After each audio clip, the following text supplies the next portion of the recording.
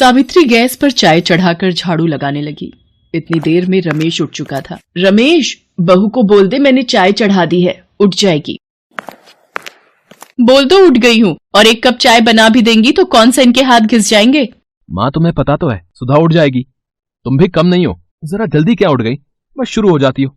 मैंने इसलिए बोला बेटा, चाय अगर ज्यादा देर की बनी रखी हो तो बेस्वादी हो जाती है। तो दूध कौन सा तुम लाती हो, लाएंगे तो हम ही अपने पैसों से। बड़ी आई मुझे बोलने वाली। और ये रसोई अभी तक फैली हुई है, कपड़े धुले नहीं है, एक चाय क्या बना दी, सोच रही है बड़ा काम कर दिया। रमेश, मुझे जरा बाजार तक जाना है, मुझे रास्ते में छोड़ देना। और माँ जी, मेरे आने तक घर का सारा काम निपटा लेना। शाम को मेरी सहेली राधा आ रही है, उसके लिए खाना भी तैयार करना है। सुधा बहुत ही बुरे स्वभाव की थी। अपनी बूढ़ी सास पर उसे जरा भी तरस नहीं आता था। वो सावित्री से ही सारे घर का काम करवाती थी। सावित्री कई बार दुखी हो जाती थी, पर वो अक्सर बेटे की वजह से चुप हो जाती थी। रमेश के सिवा सावित्री का इस दुनिया में कोई भी नहीं था। सावित्री घर का सारा काम निपटाकर कुछ देर के लिए लेटी ही थी कि माँ जी, मेरी सहेली राधा आ गई है, मैं उसके साथ बैठी हूँ, जाओ रसोई में जाकर खाने की तैयारी करो। ठीक है बहू, मैं अभी बना देती हूँ। सुधा, तेरे तो मजे हैं, सारा काम तेरी सास कर लेती है, तू तो आराम से बैठकर खाती है। वो तो है, वैसे इन सासों से भी काम निकलवाना पड़ता है। ये ले पकौड़े आ गए, आजा पकौड़े खा।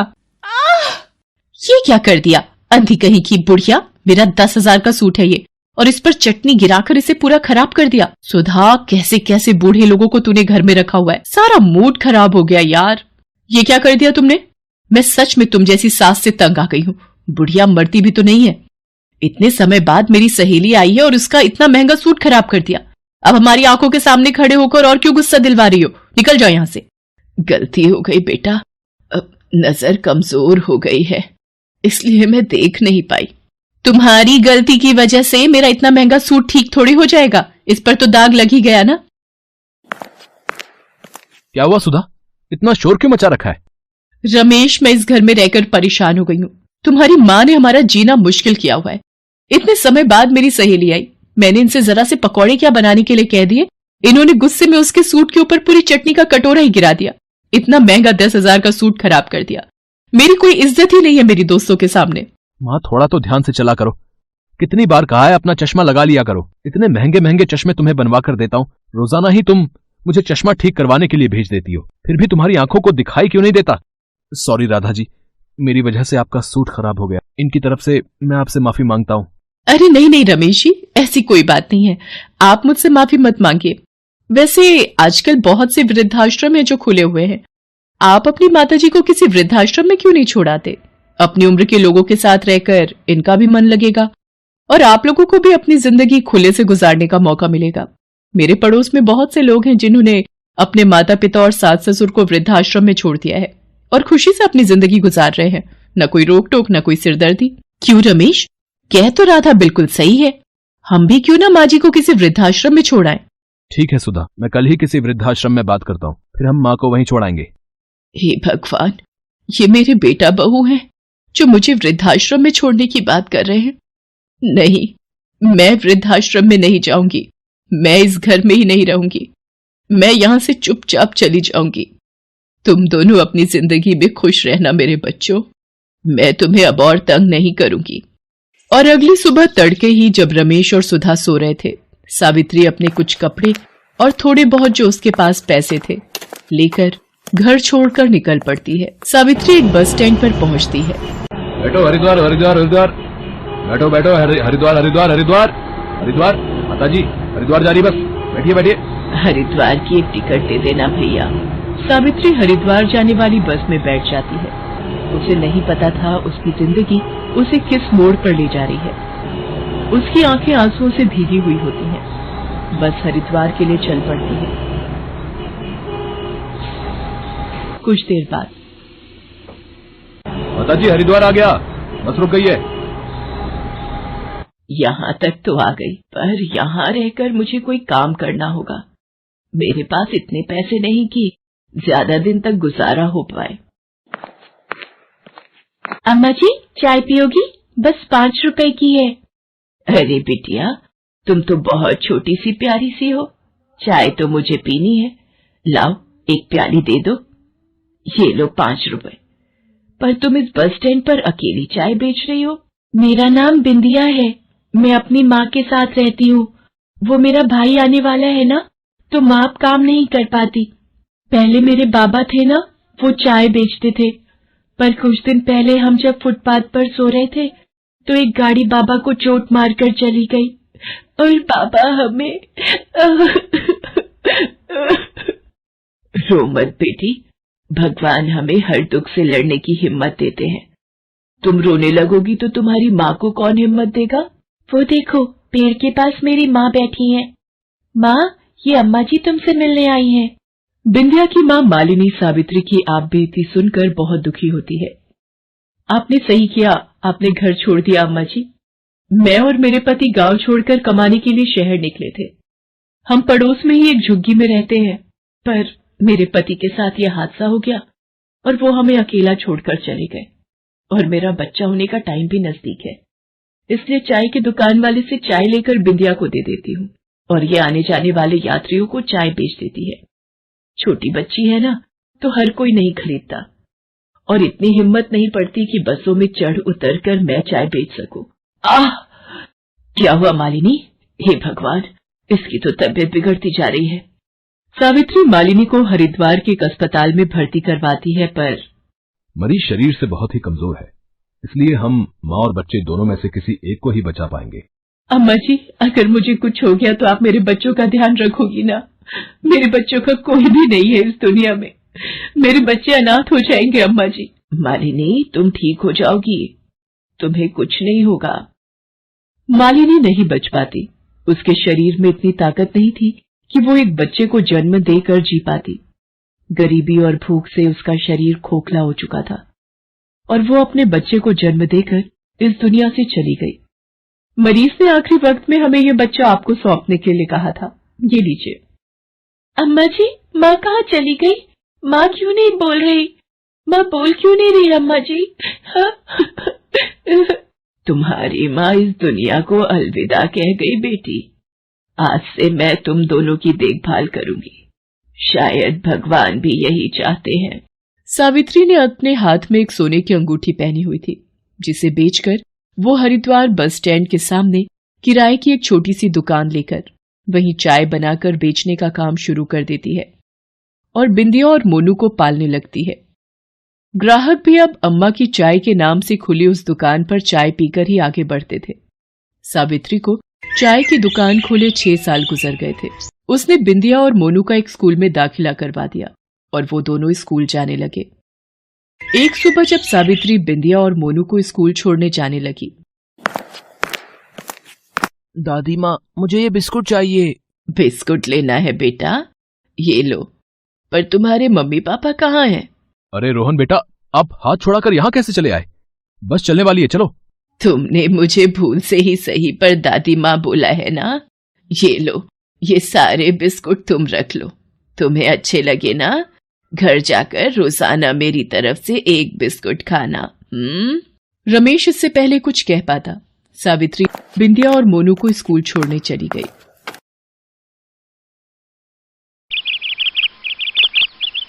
सुमित्रा, क्या बात है? तूने कटहल में इतना तेल भर दिया, रोहन और प्रिया ने सब्जी छुई तक नहीं।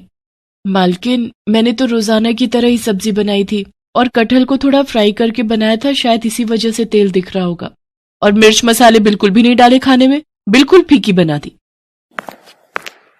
ओ सुमित्रा, बात सुन, इसकी बातों को मत सुना कर। तेरे हाथ की सब्जियां बहुत स्वादिष्ट होती हैं। अभी बहू को पका पकाया मिल जाता है ना, इसीलिए उसे काम वालियों की कदर नहीं। जिस दिन तू कभी ना आए, एक फुल्का बनाने भी रसोई में नहीं घुसती। सब खाना बाजार से ऑर्डर होता है। अच्छा सुन, भिंडी की सब्जी रखी है, कल रात ये सब खाना खाने होटल चले गए, किसी ने सब्जी छुई तक नहीं। वैसे क्या बात है, तू थोड़ी परेशान लग रही है। अब तेरे आदमी की तबीयत कैसी है? अभी तो डॉक्टर ने पैर का बहुत खर्च बताया है, पता नहीं कोई रॉड डलेगी तभी ठीक होगा। अच्छा चलती हूँ माता जी। सुमित्रा एक गरीब औरत थी। जब से उसके पति के पैर का एक्सीडेंट हुआ है, तब से वो मजबूरी में यहाँ कोठी में रोटी बनाने का काम कर रही है। सुमित्रा की मालकिन शोभा अच्छे स्वभाव की नहीं है, पर सुमित्रा अकेली ही कमाने वाली है, इसीलिए वो यहाँ काम करके 2 पैसे कमा लेती है। माँ, आज बहुत देर लगा दी, मुझे बहुत भूख लगी थी, घर में कुछ भी खाने को नहीं रखा है। माँ, ये क्या लाई हो? ये मैं भिंडी की सब्जी लाई हूँ। तुम्हें भिंडी पसंद है ना? मैं अभी तुम दोनों के लिए और तुम्हारे पापा के लिए रोटी सेक देती हूँ, फिर गरम गरम रोटी भिंडी के साथ खाना। सुमित्रा, आज मेरी इस हालत की वजह से तुम्हें कितने दुख झेलने पड़ रहे हैं। काश उस एक्सीडेंट में मैं मर ही जाता। खबरदार, जो ऐसी बात कही, आज कह दिया, आगे से मत कहना। अरे तुम ही तो मेरा संसार हो, तुम्हारे बिना तो हम तीनों नहीं रह सकते। देखना, एक दिन तुम जरूर ठीक हो जाओगे। सुमित्रा बहुत हिम्मत वाली थी, वो अपने पति को हमेशा हिम्मत देती रहती थी। पर एक दिन सुमित्रा की हिम्मत खुद ही टूट गई जब उसकी मालकिन ने अचानक से उसे नौकरी से निकाल दिया। पर मालकिन, कोई कमी है तो वो बता दो, मैं वो दूर कर दूंगी। ऐसे अचानक से आप मुझे नौकरी से निकाल दो कि मेरे पास कोई और घर भी नहीं है काम करने का। मेरा बहुत नुकसान हो जाएगा मालकिन। अरे शोभा, एक बार सोच ले, अगली बेचारी को कितने समय से तूने काम पर रखा हुआ है और अचानक से तू इसे निकाल रही है। इसका पति वैसे ही बीमार है, घर में 2 छोटी छोटी बच्चियां भी हैं, ऐसे किसी के पेट पर लात क्यों मार रही है? माँ जी, आप चुप रहिए। आपको ज्यादा पता है या मुझे पता है इस घर का? सुमित्रा, मैंने तुम्हारा हिसाब कर दिया है, ये तुम्हारे इस महीने के 2 दिन आई हो, तुम ये 2 दिन के रुपए ले जाओ, कल से मत आना। सुमित्रा रोती हुई घर चली जाती है। घर पहुंचकर वो अपने पति को सारी बात कहती है। वो भी ये सब सुनकर बहुत परेशान हो जाता है। अचानक से सुमित्रा को कौन काम देगा?